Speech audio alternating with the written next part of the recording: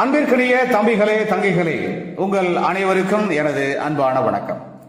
ஒவ்வொரு திருக்குறளின் மேன்மையான கருத்துக்களை இவ்வுலகெங்கும் வாழுகின்ற மாணவ மாணவியராகிய தாங்கள் அனைவரும் தெளிவாகவும் சிறப்பாகவும் அறிந்து உணர்ந்து உன்னதமான மேன்மையான ஒவ்வொரு திருக்குறளையும் அதில் சொல்லப்பட்டுள்ள உன்னதமான உயர்வான கருத்துக்களையும் நீங்கள் உங்களது தேர்வுகள் எழுதுவதற்கும் அதே சமயத்திலே அந்த மாண்புமிக்க மேன்மை தாங்கிய கருத்துக்களை கொண்டு உங்களுடைய வாழ்க்கை பயணத்தை, வாழ்க்கை பாதையை செம்மையாகவும் அன்புடனும் அறத்துடனும் மற்றும் ஆக சிறந்த அனைத்து விதமான திருக்குறளில் சொல்லப்பட்டுள்ள பண்பு நலன்கள் உடனும் அமைத்துக் கொள்ள உதவுவதே இந்த கருத்தாக்கத்தினுடைய நோக்கமாகும்.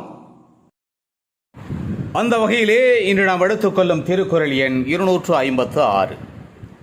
அறத்துப்பாலிலே துறவரவியலிலே புலால் மறுத்தல் என்கின்ற அதிகாரத்திலே அமையப்பெற்றுள்ள அந்த திருக்குறள், திணறு பொருட்டால் கொல்லாது உலகெனின் யாரும் விலை பொருட்டால் ஊன்றருவாரில்.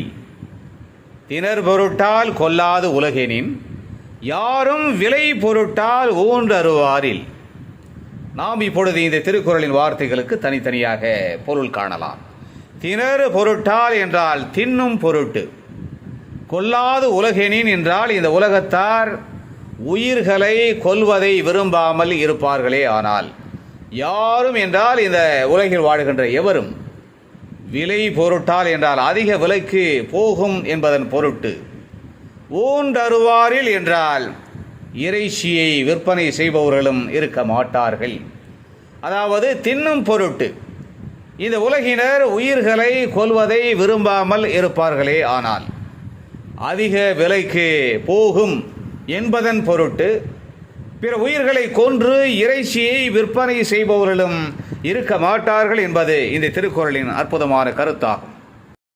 ராஜாஜி என்று அன்போடு அழைக்கப்பட்ட ராஜகோபாலாச்சாரியார் அவர்கள் தான் எழுதிய வள்ளுவர் வாசகம் என்ற நூலிலே திருக்குறளின் பெருமையை குறிப்பிடுகின்ற போது, ஒரு காலத்தில் எழுதியது அநேகமாக மற்றொரு காலத்திற்கு பொருந்தாது ஆயினும் சில விஷயங்கள் எந்த காலத்துக்கும் உண்மையாக இருக்கும். முனிவர் வள்ளுவரினுடைய வாசகம் அத்தகையது. அவர் பாதங்களை மனத்தால் தொட்டு வணக்கம் செலுத்தி இந்த நூலை ஆரம்பிக்கிறேன் என்று தொடங்கி திருக்குறளில் உள்ள எல்லா விஷயங்களையும் எடுத்துக்கொண்டு நான் இந்த நூலை எழுதவில்லை. அறத்திற்கு சம்பந்தப்பட்ட குறள்களை எடுத்துக்கொண்டு அவற்றில் தேர்ந்தெடுத்த குறள்களை நான் இங்கே விளக்கங்கள் கொடுத்திருக்கிறேன். தமிழ் மக்களுக்கு இந்த சிறு புத்தகம் பயன்பட வேண்டும் என்ற பிரார்த்தனையோடு இந்த நூலை முடிக்கிறேன் என்று அந்த நூலை நிறைவு செய்திருப்பதாக நாம் அறிகிறோம். புலால் மறுத்தல் தொடர்பான இந்த திருக்குறளின் அருமையான கருத்தோடு தொடர்புடைய இனியதொரு தமிழ் திரைப்பட பாடல் வரிகளை நாம் தேடுகின்ற பொழுது, கவிஞர் பட்டுக்கோட்டை கல்யாண சுந்தரம் இயற்றியிருக்கிற ஒரு மிகவும் பொருத்தமான பாடல் வரிகள் நம் நினைவுக்கு வருகிறது.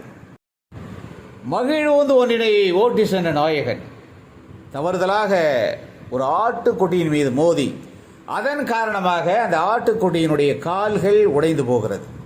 கால்கள் உடைந்து போன அந்த ஆட்டுக்குட்டியை தூக்கி வைத்துக்கொண்டு ஒரு அன்பான பெண்மணி, ஆடுகளை வளர்ப்போர், ஆட்டு இறைச்சியை உண்போர், ஆட்டு இறைச்சியை கடை போட்டு விலைக்கு விற்போர் ஆகியோரின் மன இயல்புகளை, இவர்களெல்லாம் ஆடுகளை எந்த நோக்கத்திற்காக வளர்க்கின்றார்கள் என்பதற்கான உண்மை நிலையை உள்ளது உள்ளபடி மிக உன்னதமாக இந்த உலக மக்களுக்கு எடுத்து உரைப்பதாக அமைக்கப்பட்ட அந்த அற்புதமான பாடல் வரிகளிலே அந்த நாயகி கூறுவார், கால் ஒடிந்து போன ஆட்டுக்காக கண்ணீர் விட்ட கௌதம புத்தரும், கடல் போல உள்ளம் கொண்ட காந்தி இயேசுநாதரும் கழுத்தறுக்கின்ற ஆடுகளை இறைச்சிக்காக அவர்களுடைய கழுத்துகளை அறுக்கின்ற கொடுமைகளை கண்டு அவ்வாறு அறுப்போரினுடைய மனங்கள் திருந்துவதற்கு வழிகள் பல சொன்னது உண்டு.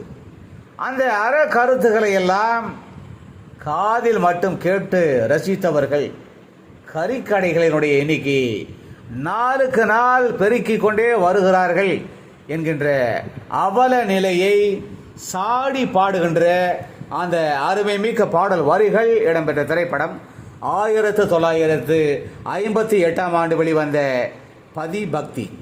பட்டுக்கோட்டை கல்யாண சுந்தரத்தின் அற்புதமான அந்த பாடல் வரிகளுக்கு விஸ்வநாதன் ராமமூர்த்தி இசையமைக்க பி. சுசீலா மிக சிறப்பாக பாடுகின்ற அந்த அற கருத்துக்களை உள்ளடக்கிய அருமையான பாடல் வரிகள் இதோ என் குரலில் உங்களுக்காக.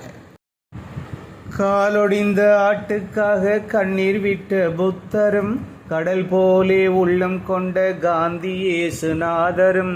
காலொடிந்த ஆட்டுக்காக கண்ணீர் விட்ட புத்தரும், கடல் போலே உள்ளம் கொண்ட காந்தி இயேசுநாதரும்.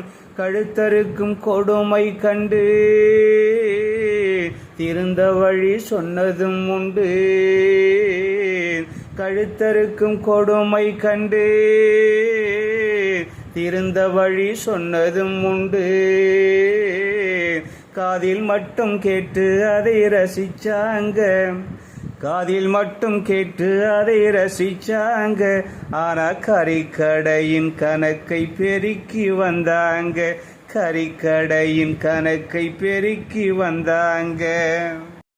எனவே தின்னும் பொருட்டு இந்த உலகினர் உயிர்களை கொல்வதை விரும்பாமல் இருப்பார்களே, ஆனால் அதிக விலைக்கு விற்பனையாகும் என்பதற்காக பிற உயிர்களை கொன்று இறைச்சியை விற்பனை செய்யும் இறைச்சி கடைக்காரர்களும் இருக்க மாட்டார்கள் என்கின்ற இந்த திருக்குறளின் அருமையான கருத்தினை அறிந்து உணர்ந்து புலால் மறுத்து பிற உயிர்களை கொல்லாமல் வாழ்ந்து சிறப்புகளை பெறுவோம். மீண்டும் ஒரு இனிய திருக்குறள், திருக்குறள் எண் 257. அந்த திருக்குறளின் பொருளோடு தொடர்புடைய இனியதொரு தமிழ் திரைப்பட பாடல் வரிகள், திருக்குறள் சம்பந்தமான சில தகவல்கள் ஆகியவற்றோடு நாம் விரைவிலே மீண்டும் சந்திக்கலாம். அதுவரை அன்பு வணக்கம் கூறி விடைபெற்றுக் கொள்வது உங்களுடைய அன்பு அண்ணா முனைவர் கா. சிவசங்கர். மீண்டும் சந்திப்போம். நன்றி, வணக்கம்.